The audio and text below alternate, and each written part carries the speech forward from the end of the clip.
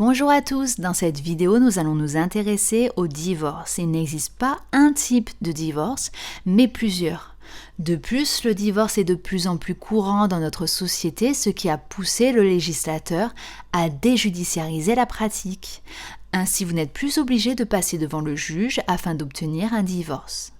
Depuis le 1er septembre 2025, un décret est entré en vigueur. Il permet d'obliger les parties à rencontrer un médiateur ou un conciliateur au choix afin de trouver un terrain d'entente. S'ils refusent, ils auront à s'acquitter d'une amende. Ce décret s'inscrit dans une évolution favorisant les modes amiables de règlement des différends qui permettent de désengorger les tribunaux et vous le verrez au cours de vos études, se retrouve dans tous les domaines du droit. Mais ne nous avançons pas trop vite. L'article 227 du Code civil nous dit que le mariage se dissout par la mort de l'un des époux, par le divorce légalement prononcé. L'article 229 dispose depuis 2016 que les époux peuvent consentir mutuellement à leur divorce par acte sous signature privée, contresigné par avocat, déposé au rang des minutes d'un notaire. Le divorce peut être prononcé en cas soit de consentement mutuel, soit d'acceptation du principe de la rupture du mariage, soit d'altération définitive du lien conjugal, soit de faute. Il existe donc 4 types de divorce. Afin de respecter l'ordre du Code civil, le premier type de divorce que nous allons voir est le divorce par consentement mutuel. Comme vous pouvez le constater de par son nom, dans ce type de divorce, les époux sont d'accord sur le principe même du divorce, mais également sur ses conséquences. Ce divorce supposait, avant la loi du 18 novembre 2016, une homologation judiciaire de la convention de divorce.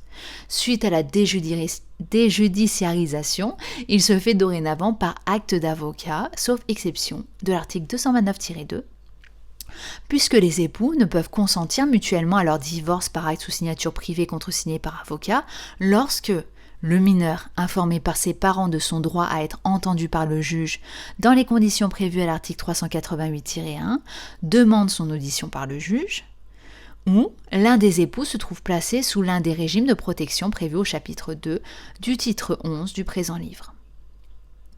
Le divorce par consentement mutuel judiciarisé est donc résiduel. L'article 229-1 nous dit que lorsque les époux s'entendent sur la rupture du mariage et ses effets, ils constatent assister chacun par un avocat. Leur accord dans une convention prenant la forme d'un acte sous signature privée contresigné par leur avocat et établi dans les conditions prévues à l'article 1374. Cette convention est déposée au rang des minutes d'un notaire qui contrôle le respect des exigences formelles prévues au 1 à 6 de l'article 229-3. Il s'assure également que le projet de convention n'a pas été signé avant l'expiration du délai de réflexion prévu à l'article 229-4.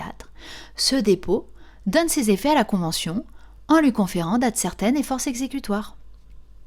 Donc comme cet article nous l'indique, chacun des époux doit avoir son propre avocat, et ça afin de protéger les époux. En effet, il s'agit d'un divorce déjudiciarisé, donc sans contrôle du juge. Si un seul avocat représentait les deux conjoints, cela pourrait créer des déséquilibres et désavantager un des deux époux dans les conséquences du mariage. L'article 229-3 nous dit que le consentement au divorce et à ses effets ne se présume pas. La convention comporte expressément à peine de nullité les modalités du règlement complet des effets du divorce, conformément au chapitre 3 du présent titre, notamment s'il y a lieu au versement d'une prestation compensatoire, l'état liquidatif du régime matrimonial. La convention de divorce doit donc tout prévoir. De plus, le Code civil prévoit un délai de réflexion. Ainsi, l'article 229-4 nous indique que l'avocat adresse à l'époux qui l'assiste, par lettre recommandée avec demande d'avis de réception, un projet de convention qui ne peut être signé à peine de nullité avant l'expiration d'un délai de réflexion d'une durée de 15 jours à compter de sa réception. Passons ensuite au divorce pour acceptation du principe de la rupture du mariage, également connu sous le nom de divorce accepté. Dans ce cas précis, les époux sont d'accord sur le principe du divorce, mais pas sur ses conséquences. L'article 233 nous dit que le divorce peut être demandé conjointement par les époux lorsqu'ils acceptent le principe de la rupture du mariage, sans considération des faits à l'origine de celle-ci. Il peut être demandé par l'un ou l'autre des époux, ou par les deux lorsque chacun d'eux, assisté d'un avocat, a accepté le principe de la rupture du mariage par acte sous signature privée contresigné par avocat, qui peut être conclu avant l'introduction de l'instance.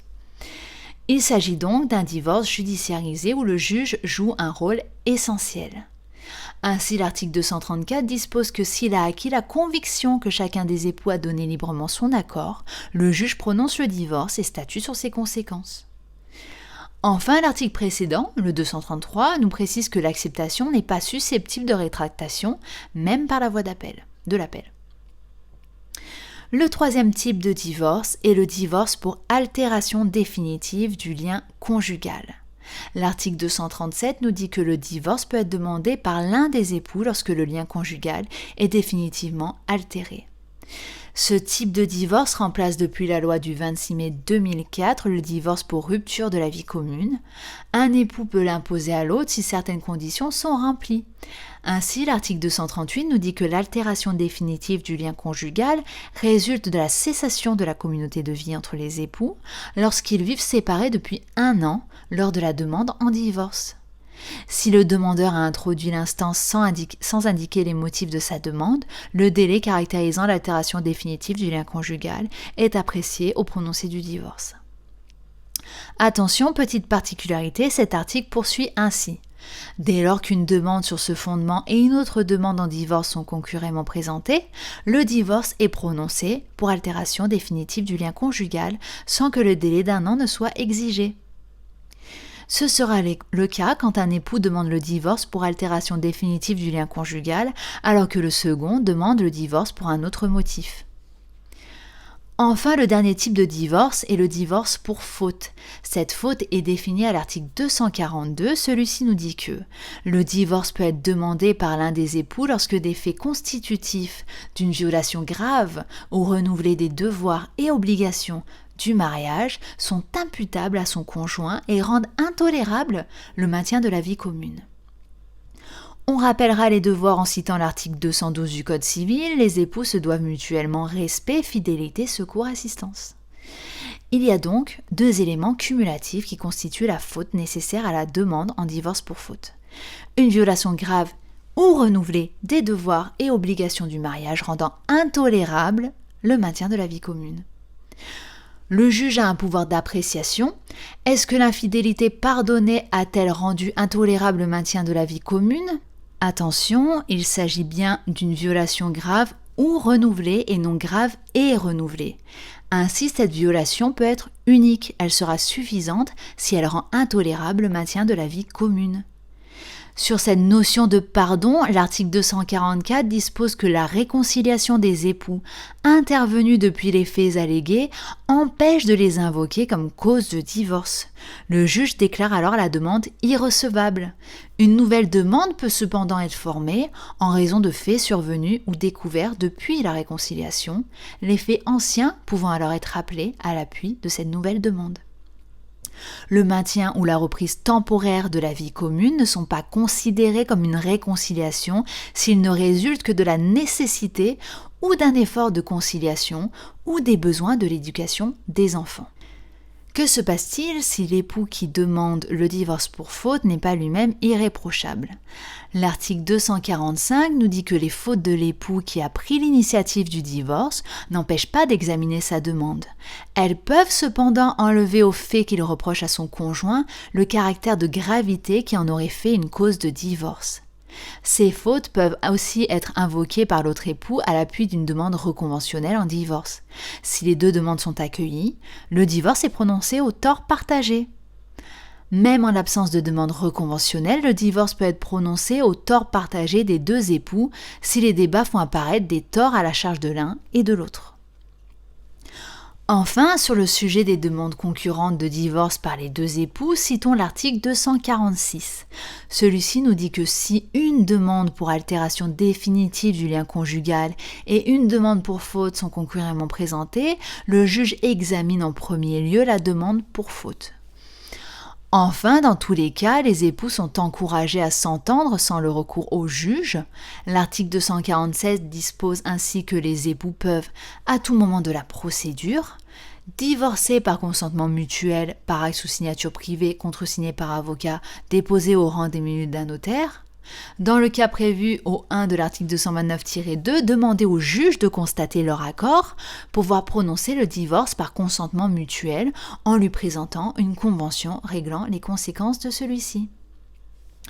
Cet article nous indique donc que les époux peuvent passer de n'importe quel type de divorce à un divorce par consentement mutuel.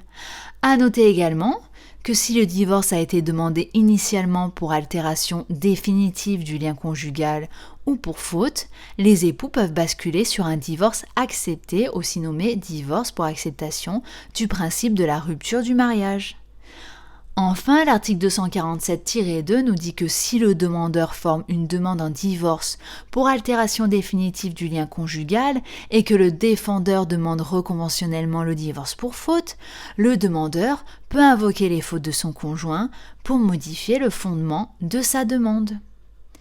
Voilà, j'espère que cette vidéo vous aura aidé. Je vous invite à la liker et à vous abonner pour plus de contenu sur le droit et la fac de droit en général. Je vous souhaite une bonne journée, de bonnes révisions et de bons partiels.